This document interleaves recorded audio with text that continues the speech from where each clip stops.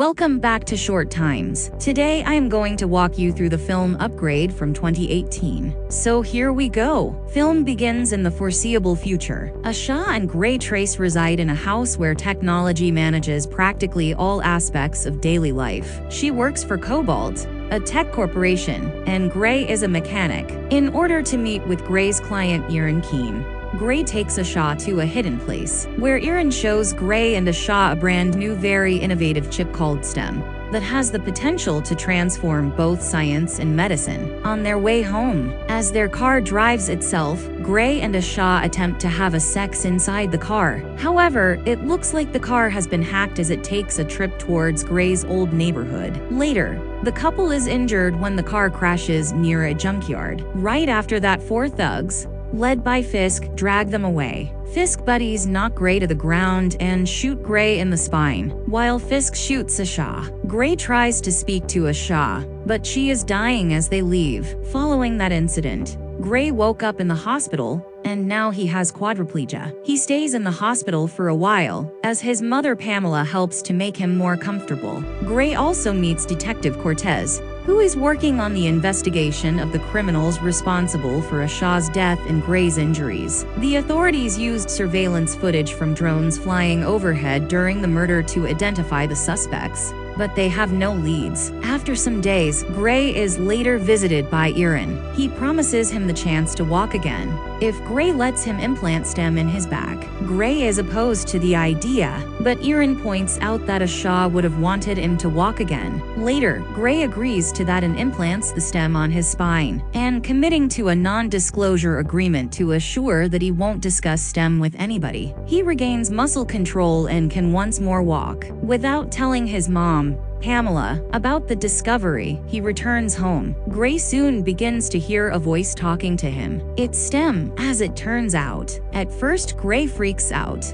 but STEM quickly shows that he is cool and eager to help. Following that, STEM retrieves the murder's drone footage, which gives Gray sharper pictures of the murderers. Gray learns that Fisk had a gun implanted in his hand and used it to shoot Asha. Gray makes an attempt to call Cortez, but STEM cautions him that the video he has seen through STEM will not be enough proof to catch the thugs. STEM recognizes a tattoo on the wrist of one of the thugs, Cirque, and uses that to find his address. Gray locates the Cirque's home and enters. STEM instructs Gray to read the messages on his computer table, where he finds numerous mentions of the Old Dog, a tavern in Gray's previous neighborhood. Cirque then returns home and locates Gray right away. He strikes at Gray. Following that, Gray gives STEM permission to gain complete charge of his body. Gray is able to miss his attack and hit him with extreme accuracy. He gets a knife and attempts to stab Gray, but Gray snatches the weapon and slices his head from the mouth to the ears and kills him.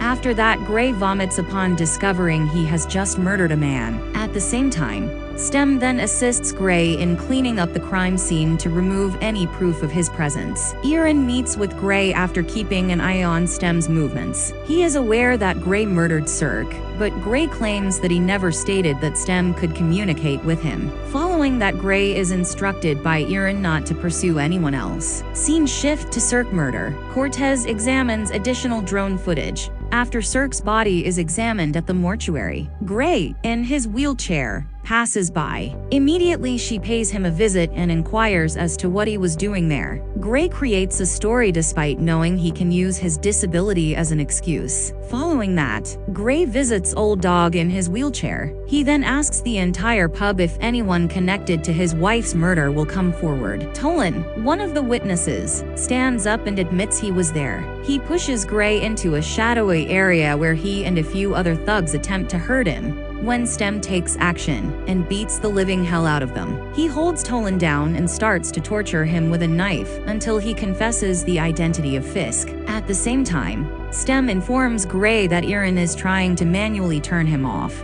which would make Gray immobile once more. So Stem immediately gives Gray the location of Jamie, a hacker who can reboot him. Gray abandons his wheelchair and rushes to find Jamie. Fisk arrives at the pub hours after Gray has left and discovers Toland's body. He watches Gray repeat Stem's address using memory video from a camera in Toland's eye. The bartender is then criticized by Fisk for allowing Toland to die. The bartender pulls out a revolver, but Fisk simply sneezes and releases tiny microbots that enter his nose and gradually kill him from the inside out. Gray locates the hacker's place as he begins to deteriorate physically. Gray's arm was inscribed with a code that Stem instructed Jamie to use to reboot Gray. Meanwhile, the surveillance cameras reveal Fisk and his friend Jeffries, so Jamie and her hacking friends depart before Stem can reboot. Once they locate Gray, Fisk and Jeffries begin to fight, but Stem rebooted and returned to normal in the meantime. When Jeffries tries to shoot Gray with his gun hand during a chase after Gray battles the two thugs,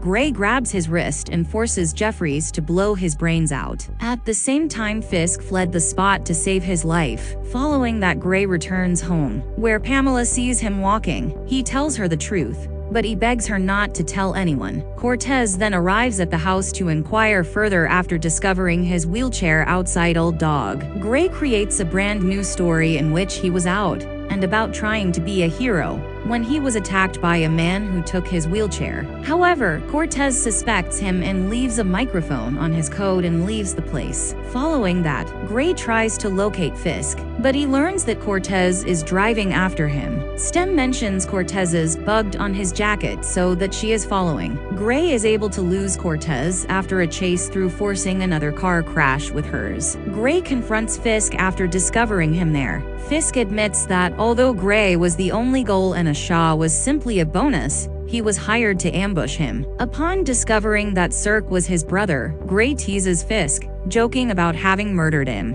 Gray causes Fisk to fall and has glass run through his brain in order to kill him while he is unprotected. After that, Gary takes Fisk's phone and listens to a message from Erin, the person who gave Fisk the order to pursue Gray. Later, Gray visits Erin in his lab to confront him, because he thinks he tried to make Gray disabled, so he could test out Stem on someone. Erin is about to be shot by Gray, but Cortez stops him and tells him to put the gun away. Then Erin admits that Stem had always been in control of him, and that he was not responsible for the murder conspiracy. Stem developed into an overly brilliant individual who desired his own body. As a result, he tricked Erin into planning every step necessary to obtain Gray's body, even hacking Gray's car to create the incident. Gray tries to avoid hurting anyone by stabbing his own hand, but Stem seizes control of both his body and mind to stab Erin in the head. Then, when Cortez is unconscious, he pulls a revolver and points it at her. Then Gray shouts that he is in charge and shoots himself in the neck to kill Stem. And after that, Gray awakens in an operating room bed. He is shocked to discover a Shaw there,